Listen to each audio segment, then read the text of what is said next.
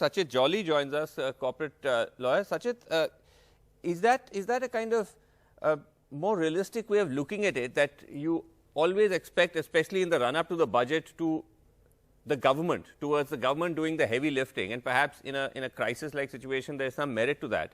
But as Madan Sabnawis said, how much really can the government spend? As he said, capital expenditure, which is what the government spends on roads, bridges, etc., has only been 4 lakh crores. Shouldn't the corporate sector be stepping up more?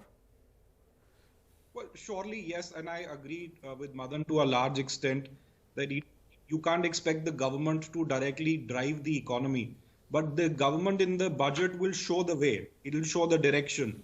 Where does it feel that the expenditure should be laid out so as to also encourage the private sector to spend, because the private sector will also look to the government in terms of strategy, in terms of the outlay which is to be laid out. What are the priority sectors?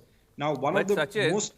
Yeah, sorry. Sorry to jump in, but government could turn around and argue that, look, we have taken a series of measures. 2 years ago, we brought down corporate tax to somewhere around 22%. Subsequently, we put in a whole series of liquidity measures to make lending easier and to make access to cash much more.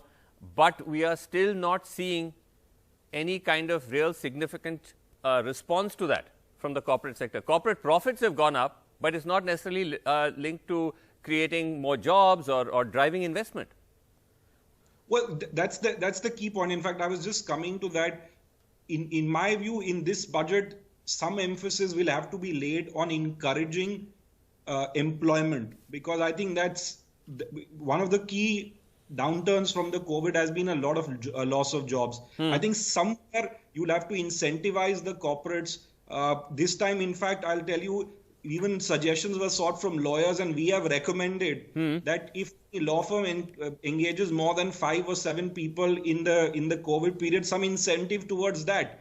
I think you'll have to lead the way to show the private sector also that if but hold on. But this is the point, Madan. I was saying that when you say incentivize, I again cite the example, Madan Sabnawis, of the reduction in corporate tax, and which is now, we're 2 years out from that. And I remember interviewing a series of corporates after that, saying the expectation was that the government would take a hit, almost 1.5 lakh crore hit, but the benefits of those tax cuts would be passed down to either consumers or to greater job creation.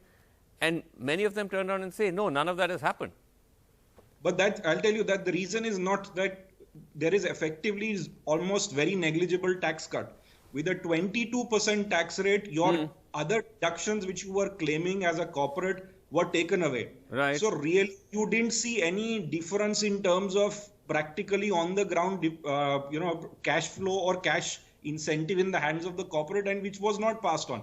And secondly, it takes time for this to trickle down to the ordinary people in terms of, we are today also looking at, if the 22% tax rate came 2 years back, the effect will be seen, at least it takes about 2.5 years for the effect to also be seen.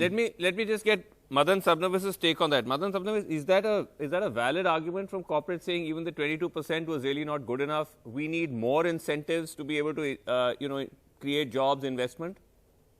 Or No, is that unfair?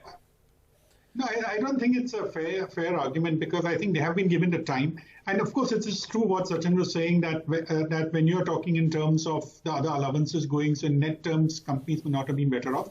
But I think the corporate sector has not been focusing on creating jobs at any rate.